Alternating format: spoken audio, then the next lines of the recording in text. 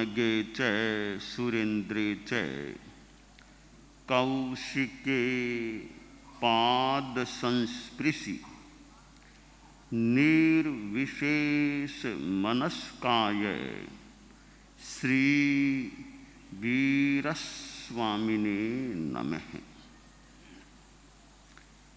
आर्हत वाङ्मय में कहा गया है,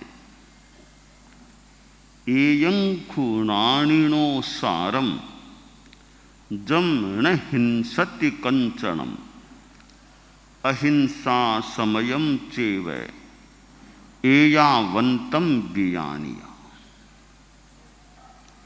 अहिंसा दिवस अनुव्रत उद्बोधन सप्ताह के अंतर्गत भी है और वैसे भी आज 2 अक्टूबर और अहिंसा दिवस है। महात्मा गांधी से संबद्ध यह 2 अक्टूबर का प्रसंग। अहिंसा एक व्यापक तत्व है और जैसा कि जैन आगम में कहा गया कि सब भूय खेमं करी, यह अहिंसा भगवती है, सब जीवों के लिए क्षेमंकर है, कल्याणकारी है। और अहिंसा एक प्रतिष्ठित तत्व है। दुनिया का कौन सा धर्म होगा तो अहिंसा को किसी रूप में स्वीकार नहीं करता है। धर्म एक चीज है, सामान्य सदाचार की दृष्टि से भी अहिंसा एक मानो अनिवार्य तत्व है। अहिंसा के अनेक स्तर होते हैं। एक बिल्डिंग है, बहुमंजिली बिल्डिंग, ग्राउंड फ्लोर भी है, पहला तला भी है, दूसरा भी है, तीसरा भी है और भी हैं। ज्यों-ज्यों ऊपर जाते हैं बिल्डिंग की ऊंचाई को हम छूते जाते हैं। इसी प्रकार अहिंसा के भी स्तर हैं। एक साधु के लिए जो अहिंसा का प्रावधान है, नियम है, वह कुछ उच्च स्तर की अहिंसा की बात होती है। एक सामान्य गृहस्थ है, उसके लिए उतनी उच्च स्तर की अहिंसा पालने में कठिन हो सकती है, तो कुछ नीचे के स्तर की अहिंसा का गृहस्थ पालन कर सकता है। इसी संदर्भ में अहिंसा महाव्रत और अहिंसा अनुव्रत, इन 2 रूपों में अहिंसा को देखा जा सकता है। साधु जो अहिंसा महाव्रत को स्वीकार कर पालने वाले हों, उनके लिए तो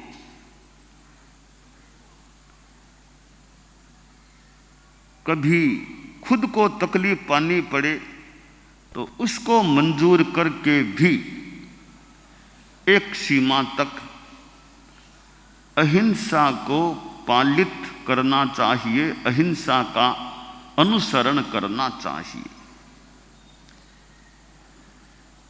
साधुओं की एक बहुत ही ऊंची बात है अहिंसा की दृष्टि से। साधु को तो दया मूर्ति, अहिंसा मूर्ति के रूप में होना चाहिए कि वह तो अहिंसामय है, उसके तो मानो कण कण में अहिंसा रहनी चाहिए। तन कर मन कर वचन कर देतन काहू दुख, तुलसी पातक झड़त है देखत बाको मुख।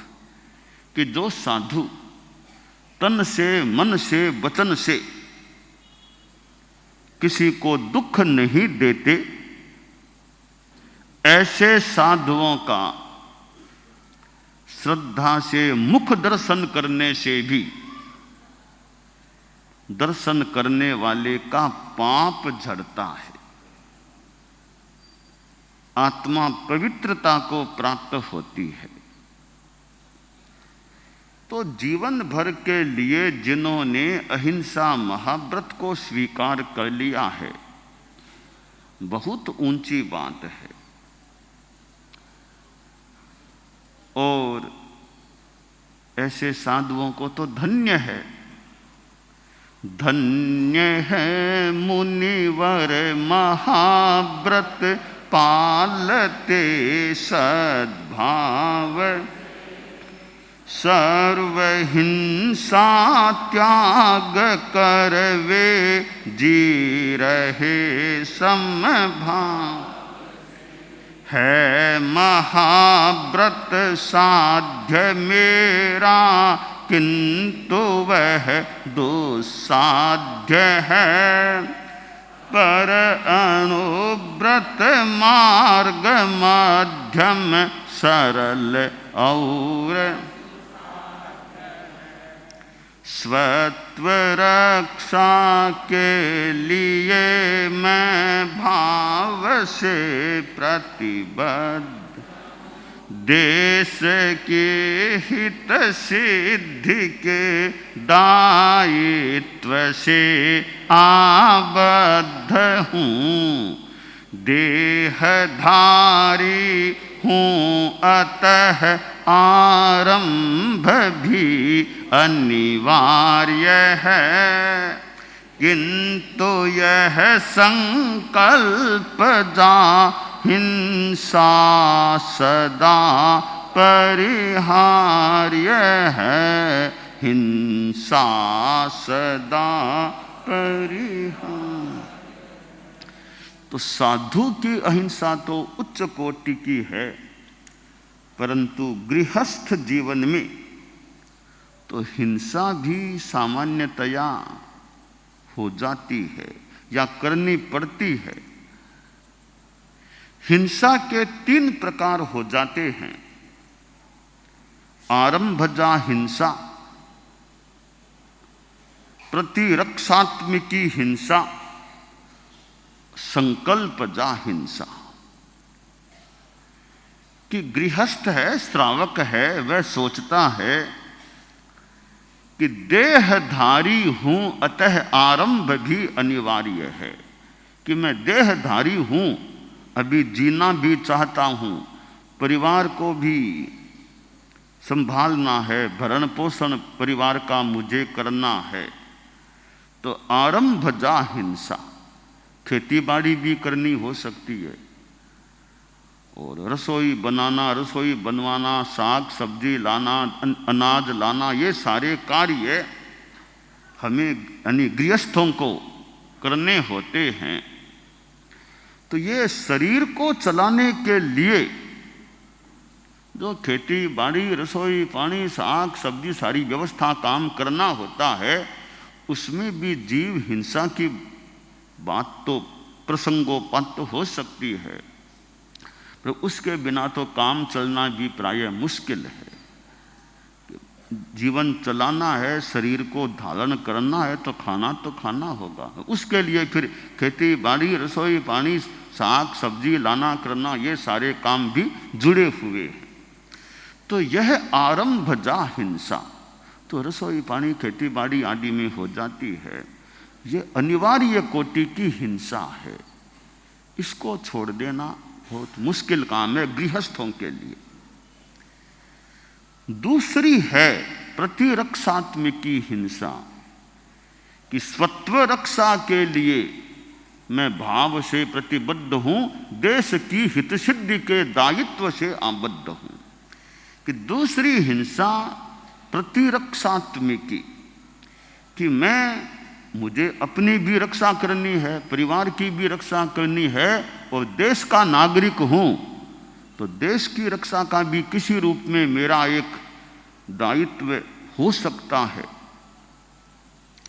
तो मैं स्वत्व रक्षा और देश की हित सिद्धि, तो कभी देश की रक्षा के लिए, नागरिकों की रक्षा के लिए, मातृभूमि की रक्षा के लिए कोई श्रावक है पर सेना में भर्ती हो गया, सैनिक है और सैनिक है कभी सेना का में कुछ मुखिया भी बन जाए। मैं तो सैनिक हूं तो मैं श्रावक, जैन श्रावक हूं, 12 व्रत मेरे लिए हुए हैं, परंतु साथ में मैं सैनिक भी हूं। तो अपेक्षा पड़ गई तो मुझे तो जैसा आदेश मिलेगा सीमा पर जाके तैनात होना पड़ सकता है, और कोई मजबूरी हो गई, जरूरी स्थिति हो गई तो मुझे तो हथियार का उपयोग भी करना पड़ सकता है। अब यह मेरी एक दायित्व की बात है कि मैं देश का नागरिक हूं या सैनिक हूं, तो कहीं मुझे चाहे अनचाहे मजबूरी की स्थिति आ गई, कभी मेरे देश पर कोई आक्रमण करता है तो देश पर कोई दूसरा आक्रमण करे, मैं बैठा तो कैसे रह जाऊंगा। नागरिकों की रक्षा का दायित्व से मैं जुड़ा हुआ हूं, तो मजबूरी में फिर मुझे हथियार भी चलाना पड़ा तो वो मुझे दायित्व के कारण वो भी मैं करूंगा, क्योंकि मातृभूमि और नागरिकों की रक्षा के लिए मुझे कभी करना पड़ सकता है। मेरा लक्ष्य कोई मारना नहीं है, मेरा लक्ष्य मेरे देश की रक्षा है। तो उस रक्षा के लिए भी गृहस्थ को बढ़िया तो बात है हथियार चलाना ही नहीं पड़े। हथियार क्यों चलाना पड़े, सब शांति में रहो, कोई किसी पर आक्रमण मत करो, कोई किसी की भूमि हड़पने की चेष्टा मत करो, तो हथियार उठाना ही क्यों पड़े, निशस्त्रीकरण हो जाए।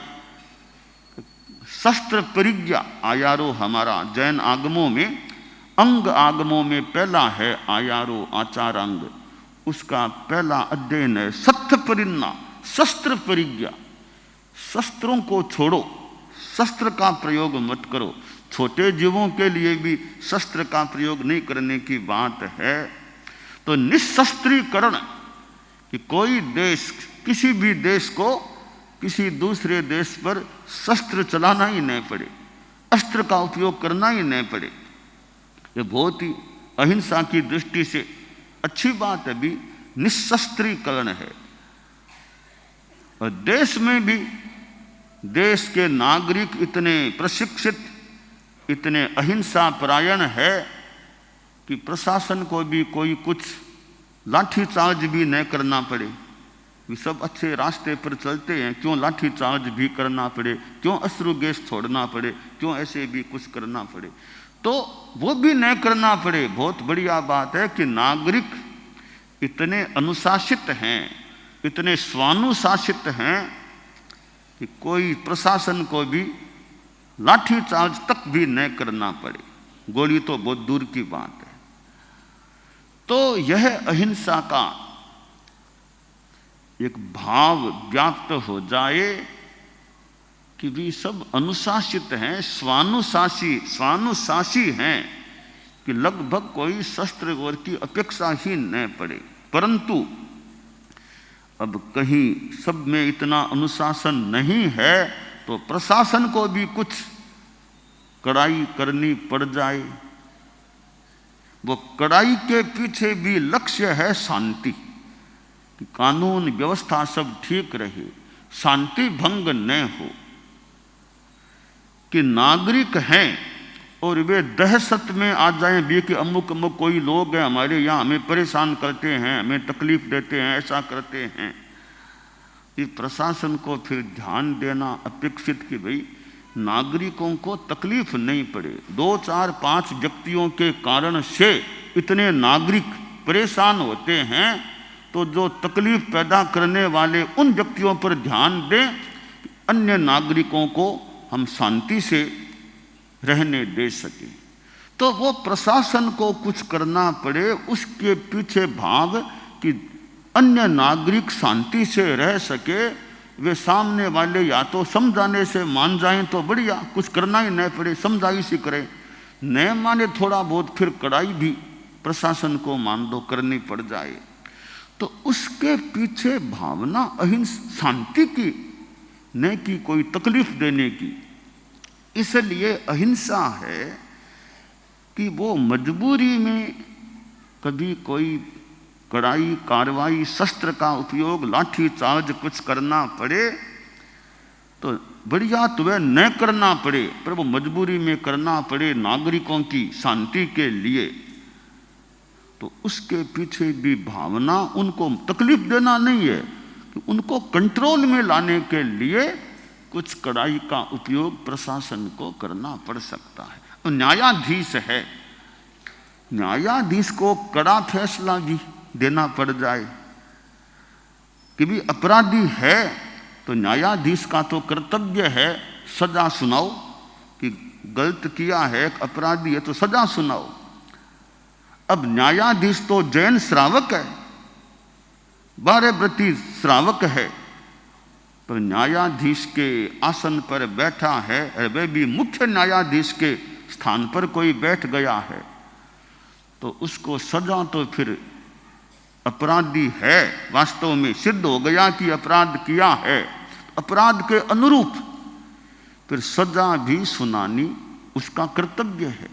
अब वहां भी कुछ हिंसा की बात हो जाए, अपराधी को अब सजा के कारण से कुछ तकलीफ पड़ेगी, तो वहां न्यायाधीश का अपना कर्तव्य है उसको भी पालना, कि औरों की भलाई के लिए, उसके भी भलाई के लिए सजा भी सुनानी पड़ सकती है। तो उसके पीछे भावना हिंसा की न होकर सुधार की या औरों की एक शांति बनी रहे, ये कुछ लक्ष्य उसके अंदर अंतर्निहित हो सकते हैं। तो यह प्रतिरक्षात्मक हिंसा, रक्षा के लिए कुछ करना पड़े हिंसा के रूप में, उसके भीतर में भावना अहिंसा और शांति की है, सुरक्षा की है, हो न कि मारने की हो। तो यह आरंभजा हिंसा और प्रतिरक्षात्मक की हिंसा, ये दो हिंसाएं तो गृहस्थ जीवन में भी कोई निंदनीय या बहुत खराब स्थिति वाली हिंसाएं नहीं है। तीसरी हिंसा संकल्पजा, किंतु यह संकल्पजा हिंसा सदा परिहार्य है। संकल्पजा हिंसा, मन में आक्रोश आ गया, लोभ जाग गया कि उसके पास इतना धन है, उसको मार दूं, धन मुझे मिल जाएगा। संकल्प जागा, अब उसको मुझे मारना है, और आदमी मार भी देता है। अब न तो आरंभजा हिंसा है, न प्रतिरक्षात्मक हिंसा, अपने लोभ आक्रोश के कारण संकल्प हो गया इसको मारना, और मार दिया। यह हिंसा गृहस्थ के लिए भी त्याज्य है, छोड़ने लायक है।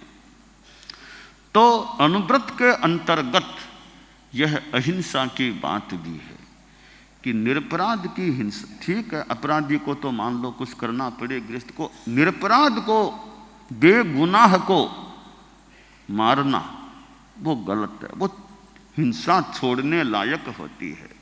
परम पूज्य आचार्य श्री तुलसी ने जो अनुव्रत आंदोलन चलाया, वो अनुव्रत आंदोलन केवल कोई जनों के लिए नहीं, वो तो मानव मात्र, यानी जो किसी भी धर्म को मानो, किसी धर्म को मत मानो, और जैनों में तो फिर भी 12 व्रत की एक व्यवस्था चलती है, संभवतः ज़्यादा तो नॉन जैनों के लिए काम की बात है अनुव्रत आंदोलन की, कि जैन हैं वो तो 12 व्रतों को ले लिया, तो वो तो मोटा मोटी जीवन में एक अनुव्रत आ ही गया, 12 व्रतों को स्वीकार कर लिया, नशे का त्याग कर दिया, अपनी इतनी हिंसा का अल्पीकरण, परिग्रह की सीमा इतना, तो वो तो एक अनुभूति हो ही गया।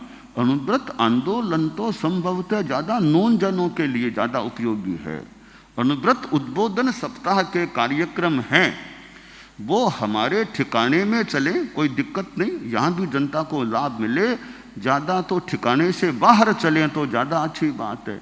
जो लोग कोई विद्यालयों में चले, जेल में चले, बाजार के चौक में अनुव्रत का कार्यक्रम चले, वकीलों के बीच में चले, ऐसे जगह जगह जो आम जनता है, विभिन्न वर्गों के लोग हैं, बिजनेसमैन, उद्योगपतियों के वहाँ कोई हो स्थान, वहाँ कोई अनुव्रत का प्रोग्राम चले, तो अनुव्रत उद्बोधन सप्ताह के कार्यक्रमों का बढ़िया वेन्यू तो जेल हो सकता है, पुलिस थाना, उधर कोई, यानी उधर के जो एरियाज हैं, या उद्योगपति, बिजनेसमैन, उनके कोई स्थान हैं, उनके एसोसिएशन के स्थान है, वहाँ ये प्रोग्राम हो। विद्यार्थियों के कॉलेजों में, विद्यालयों में वहाँ प्रोग्राम हो, तो अनुव्रत उद्बोधन सप्ताह की उस संदर्भ में ज़्यादा उपयोगिता हो सकती है। तो ये अनुव्रत आंदोलन है वो जो जैनों के लिए भी काम का है, तो अगर जैन लोग 12 व्रती भी मान लो बन गए, तो जो नॉन जैन हैं उनके न 12 व्रत एक और कोई व्रत, उनको अगर जानकारी मिले, आप ऐसे तो ये अनुव्रत आंदोलन के नियम लेने के लिए आपको जैन बनना जरूरी नहीं, आप तो गुड मैन बनो। तो ये अनुव्रत आंदोलन एक व्यापक तत्व है। तो आचार्य श्री तुलसी ने जो ये अनुव्रत आंदोलन चलाया, फिर आचार्य श्री महाप्रज्ञ जी के नेतृत्व में, साये में अनुव्रत की गतिमत्ता, विद्यमानता रही, और आज भी अनुव्रत विद्यमान है, जीवित है, और 75 वर्ष का, लगभग 75वें वर्ष में चल रहा है। तो अहिंसा दिवस महात्मा गांधी से जुड़ा हुआ 2 अक्टूबर का दिन, तो अहिंसा आदमी के भावों में रहे, भावों में है, और व्यवहार में अहिंसा रहे। छोटी छोटी बात में कीड़ा मकोड़ा भी दिख गया तो भी इसके ऊपर पैर क्यों रखें, शायद दिख गया भी कीड़ा चल रहा है तो इधर से भी तो रास्ता है, कीड़े के ऊपर पाम क्यों। यानी आप गृहस्थों के लिए बात है कि छोटे छोटे जीवों की भी हिंसा से बचने का प्रयास करें। कबूतर को भी तकलीफ क्यों पड़े, कबूतर चुगा खा रहा है तो उसके पास जाएंगे, उसको तकलीफ पड़ सकती है, वो उड़ जाएगा कहीं तो उसके भोजन में अंतराय पड़ सकेगी, वो भयभीत हो सकेगा, तो उसके अति निकट क्यों जाएं, और भी तो रास्ता पड़ा है, उसको भी तकलीफ न पड़े। यों प्राणियों को हमारी ओर से कोई कष्ट न पड़े, इसका ध्यान गृहस्थ भी यथासंभवतया रखें। तो अहिंसा प्रधान जीवन शैली, लाइफ स्टाइल, जीवन शैली में अहिंसा आ जाए। मेरे क्रियाकलाप व्यवहार में मैं जितना अहिंसा का पालन कर, नॉन वेज से आदमी बच के रहे कि प्राणियों को मारा न जाए मेरे भोजन के लिए।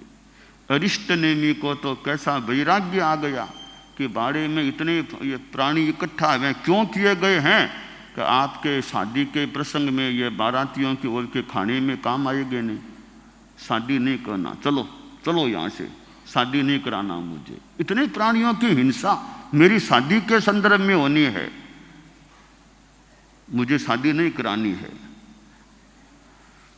तोलन से विठ्ठनेम स्वामी राजीमती छांदी जिन राय, राजीमती छांद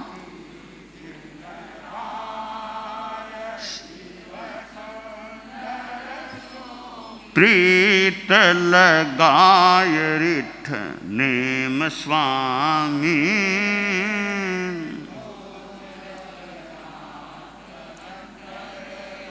तू तोरण स्यों फिर्यो जिन स्वाम, तू तोरण स्यों फिर्यो जिन। अद्भुत बात करी त अमाम प्रभु नेम स्वामी। तो जगन्नाथ तो अरिष्ट नेमी प्रभु ने गृहस्थावस्था में शादी करनी थी, वो प्रसंग बना कि इतने प्राणियों की हिंसा, मेरी शादी के लिए शादी नहीं करनी, चलो यहाँ से, शादी को छोड़ दिया। खैर वो तो बहुत ही आदर्श की बात है, यानी नॉन वेज के प्रयोग से बचाव। आप गृहस्थों के शादियाँ होती है, होटल में ठहरते हैं, खाना खाते हैं, नॉन वेज तो नहीं है ना, यह ध्यान दे लिया जाए भी नॉन वेज का यूज प्रयोग न हो। तो यह अहिंसा दिवस है, अनुव्रत उद्बोधन सप्ताह के अंतर्गत यह अहिंसा दिवस हम अपने जीवन में भगवती अहिंसा की आराधना करें, यह काम्य है। दानान शेठम अभय पयाणम सच्चे सुया अणवज्जं वयंती तवे सुया उत्तम बंभचेरम लोगुत्तमे समणेनाय पुत्ते।